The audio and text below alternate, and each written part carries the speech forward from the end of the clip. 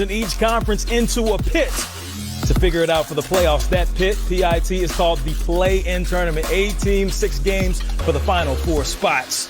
Win the play-in to get into the playoffs. And with that said, NBA fans, what's good? You are now rocking with the best. Ro Parrish here in Studio B, here to engage, enlighten, and entertain with the Coach of the Year, Sam Mitchell. And this is Playoff Central Live. We are ready to go. We're feeling good. And, baby, of course, you know we're looking good, Sam. Always sharp as always. You see this smile on my face? Yes. You know what, Ro? I was not quite sold in on this play-in situation. Really? I like it. As it's drawn out and drawn close, and you look at the matchups and you look at the ramifications, I'm starting to not just like it, but love it, because it just keeps building the suspense. I've never been this excited for the playoffs to start. It starts Wednesday, and I can't wait, because just think about this. We're going to have LeBron James and Steph Curry in a one-game playoff for the winner to move on and the loser to go home. Well, listen, contain that excitement. I want you to pace yourself for this show right here, because we got to start things off talking about the man you mentioned, LeBron. If you were watching Sunday night, you saw that he tweaked that ankle. So the 4-time MVP, who had already missed double-digit games, re-aggravated the ankle, tweaking it Sunday night in the Big Easy. He went down. He did get up. However, he did not return to the game, as you see on the spin. LeBron, after the game, gave us an update and let us know what was going on with his ankle. Frank said that it seemed like the ankle was okay after that, what looked like a tweak. Just wanted to get your perspective on it with about, 6 minutes left? No, that's exactly what it was. It was a tweak. I stepped on Alexander's foot on the way down after that last layup. But I'll be fine. We're playing versus, in my opinion, the MVP of our league this year.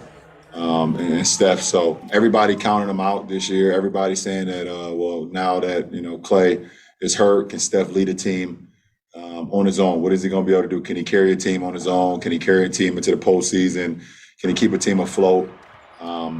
He's done that and more. Oh, yeah, he has. Might give you 30 like the jersey that Curry collects. He balled out on Sunday. 46 points, his 11th 40-point game of the season. Steph leading the NBA in scoring, doing it all types of ways.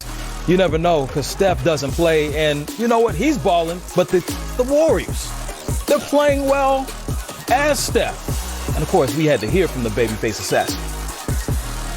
The patience and the perseverance through this season with, a lot of new faces, a lot of young guys, a lot of injuries, a lot of different rotations, different lineups. I'm proud of the way that we've led this charge and set a standard of, what winning basketball is, but also, the understanding that it looks totally different than it used to, but at the end of the day, when games like these come around, that we're prepared for it.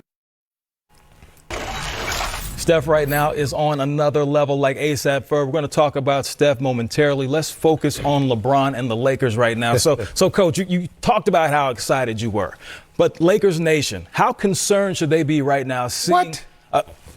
Better be concerned. Look, I think LeBron is going to be okay. I've had high ankle sprains. You have, Ro. Look, they're annoying, but you can get through it with rest, with proper treatment. You can get through it as long as the games are spaced out a little bit every other day and you can get that treatment.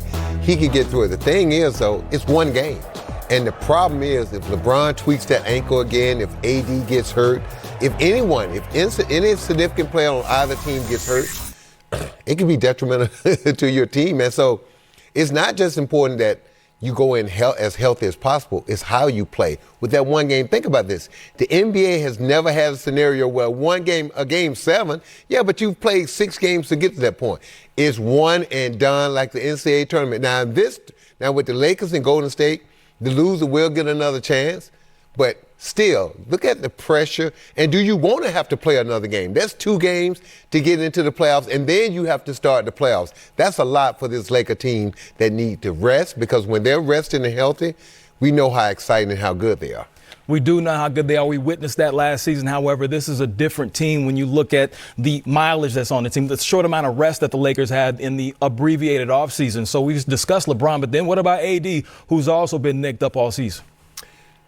Look, man, the way he played the last 2 weeks of the season, he played like he did in the bubble. And that's why people are so excited about this Laker team. Look, regardless that they're in the play-in, if Anthony Davis has played the way he's played the last 2 weeks, and LeBron James is still at 95%, then why would you not think this Lakers team is the best team? With all the injuries and all the games LeBron and AD missed, think about this, Rose.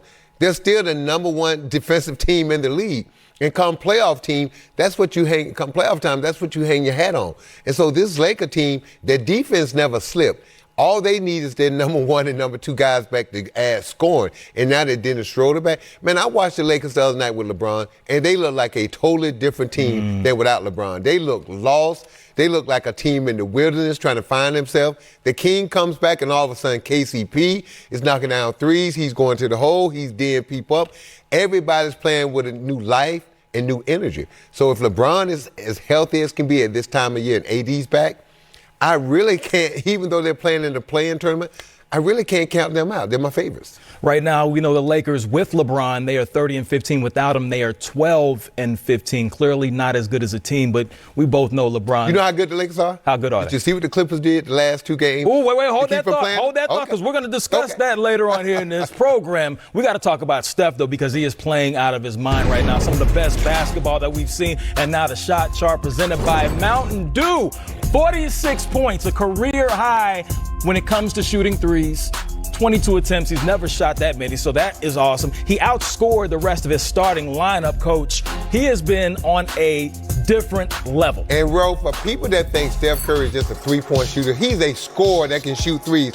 Look at Steph right here. Look at him come off that screen, split the defense. He's got 4 defenders around him, give an up and under for a finger roll like George Iceman Gerber. And here's Steph. This is what separates him. Now, watch how he set the defense up, moving without the ball. Draymond Green gets the eye contact. Oops. You think I'm coming off for a three, I'm going to slip back door for an easy layup. And this is the thing I love. Here's Steph Curry with the basketball right here. Look at him dancing with it. Look at the defense set now. They don't know what's going to happen. But here's Steph breaking them down, and all of a sudden, you start paying so much attention to Steph, you lose sight of your mind. Man, he gives up easy backdoor left. And here's Steph right here. When he gets to dancing like this and gets you on those skates, and he steps back and shoots that rainbow three from the logo, there is nothing you can do. And the thing about it is, you think about Steph as a three-point shooter, he's the greatest of all time, but what separates him, he moves without the ball, and when you take the three-point shot away from him, he's one of the best finishers in the league with floaters, getting you up and out of your stance, and then scooping those shots up under. Hey, when Steph's making those moves like Justin Timberlake, everything's in sync. The leading scorer in the NBA. Can't wait to see the play-in game. Well, we got plenty of show to come right here on Playoff Central Live. Don't check your watch. You know what time it is. Shouts out to J. Cole, but we're talking about this Charlotte baller. Lonzo? No, talking about LaMelo, the rookie on the rise.